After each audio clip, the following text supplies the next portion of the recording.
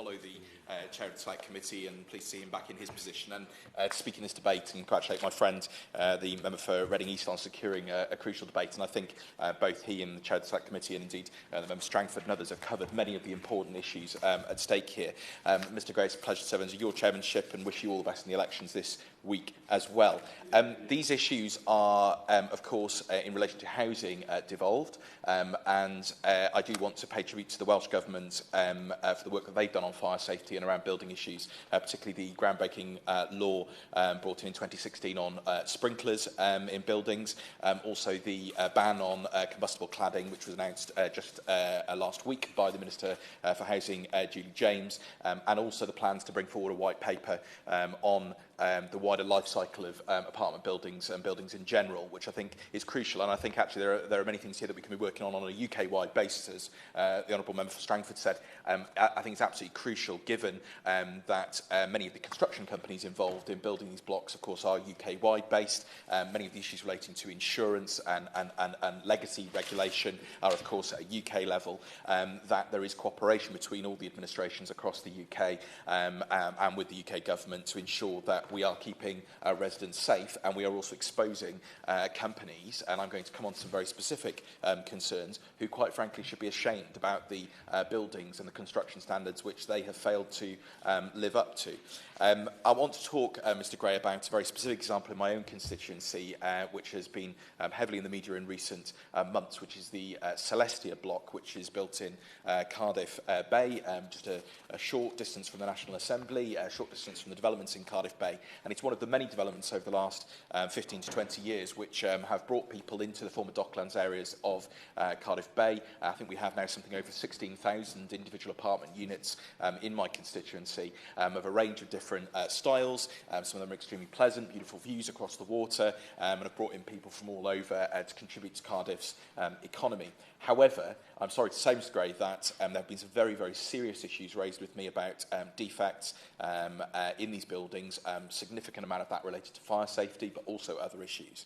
I don't want to name all of the other blocks because, as we will be aware, one of the challenges that you have as an elected representative on this issue is that by exposing some of these things in the media, you can cause serious damage to both the financial standing of owners and leaseholders, also can create panic and fear, and I've had many constituents coming to me, particularly in the aftermath of the horrific events at Grenfell, with serious fear and concerns, leading to mental health worries and other concerns, particularly when they're living in higher blocks. And I'm pleased to say that in terms of the public housing in the city that's high-rise, that's run by Cardiff Council and other providers, Cardiff Council certainly have taken significant steps to address fire safety concerns, to reassure residents, and I pay tribute to my colleague, Councillor Linda Thorne, for the work that she's done on these issues for Cardiff Council, the Councillor for Cardiff Bay and Butetown, Said Ibrahim, and my Assembly colleague Vaughan Gething, who I've worked very closely on these issues. Unfortunately, we haven't seen the same in the private sector, and Celestia, this development, was built by Redrow and Langer Rourke, and I'm sorry to say that their response both to myself, other elected representatives, and most importantly to the residents in the Celestia block, quite frankly, has been shameful. And the failure of the Chief Executive, John Tutter, and others to even respond to concerns that I and others have raised with him, I think, quite frankly, shames the company. And they've got some very, very serious questions to answer. This is a huge development built in 2006, 457 leasehold residential dwellings ranging from one-bedroom flats to multi-bedroom apartments spread across 7 different apartment blocks, which are joined together in Cardiff Bay. And we have been advised by both residents and, more recently, of course, by inspections of the building, that there are several dangerous defects with the building, ranging across fire safety, but not just limited to fire safety, including defective render, defective roof anchors, defective balconies that are not safe to go out on, sewage spilling into people's apartments. I was told of where a sewage piping had been propped up on a Starbucks cup behind a wall, resulting in one of the flats being flooded with sewage, so going well beyond fire safety. But on fire safety, crucially, the inspections that take place found very poor or non-existent compartmentation measures, which my honourable friend spoke about, missing or defective external fire cavity barriers, and the use of timber cladding and insulation which was not of the required standards. Now, Redrow's and Lang O'Rourke's response to this, quite frankly, has just been to wash their hands of it. And I've been dealing with two organisations at the block, the Celestia Action Group and also the Leaseholders Association, CMCL, who've both come separately to raise concerns with me. Redrow and Lang O'Rourke responded to me. Redrow said that they procured the services of Lang O'Rourke as the main contractor. They're no longer the freeholder, and so any works carried out would require the consent of the freeholder. They acknowledge potential issues related to fire safety and will continue to work closely with, and so on and so on, but no commitment at all. And to add insult to injury, their suggestion as the remedy for this is work that's going to cost potentially millions of pounds to rectify on such a large block, is to offer the residents a loan to pay for defects that they are responsible for, which I think is quite frankly shocking and an insult to the residents in the block. Lang O'Rourke, similarly, washing their hands of this. We're aware of the background of the issues. The present situation is the current building management companies engage third-party technical advisors, blah, blah, blah. We've cooperated. However, we're unable to further comment on the issues raised in your letter while the review is under progress. Now, quite frankly, from a sort of, a pride point of view, if I was involved in one of those companies responsible for a building with so many defects, particularly in fire safety, putting residents' lives at risk, to the point that South Wales Fire and Rescue Service had to intervene in the building and issue orders which could have resulted in the immediate evacuation of the building. Thankfully, some immediate remedial works have been able to take place which didn't require that, but they've required works to take place within the next 12 months, I think shows just the scale of the problems. And I have met with, as a councillor, Linda Thorne and Cardiff Council and Building Control, Environmental Health and Safety, and they're working very closely with South Wales Fire and Rescue to try and address some of the immediate concerns. There are issues, for example, also relating to access for fire appliances around the building. It involves a path around on the edge of the docks, which often floods, and fire service quite understandably worried about being able to get appliances round to the side of the high-rise building.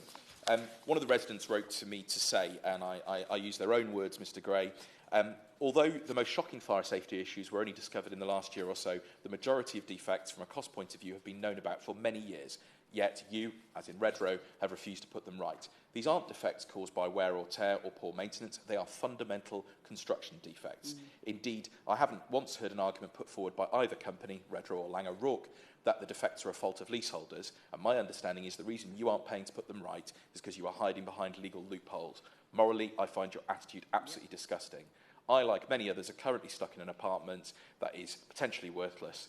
And I want you to explain to me why, after buying this apartment in good faith, I'm essentially out by, and then a very, very large sum of money. Why should I have to pay my share of this, rather than you, the builders and the developers of the complex? Now, Celestia Action Group have updated myself and other elected representatives in December that despite their attempts to secure a standstill agreement with Redrow, because there's a belief that Redrow has been dragging out this process to go over a 12-year period to try and avoid their responsibilities further, Redrow in fact rejected that. And they believe that there is a deliberate attempt here to try and frustrate the interests of the leaseholders and residents of the building. They're equally shocked by this proposal of a soft loan to people, not least because actually in another example, Redrow did pay out for and rectify the issues at the Ropeworks building in Barking, and my right honourable friend, the member for Barking, raised this at the time. It's a block that was built around the same time as Celestia, some very, very similar issues, and yet Redrow there paid out. So why is it one rule for a block that they built in Barking and a different rule for a block that they built around the same time in Cardiff? And I believe that they were building similar blocks to the similar standards in other cities around the UK at the time. And clearly, they're attempting to avoid their responsibilities, get away with it perhaps in a couple of places to save themselves money, and in other places paying up. This is a company that I think is predicted to make £406 million in pre-tax profits this year. So, quite frankly, I understand the absolute outrage at residents for their failure to deal with this. John Turner himself, I think, received something like £2 million annual compensation himself.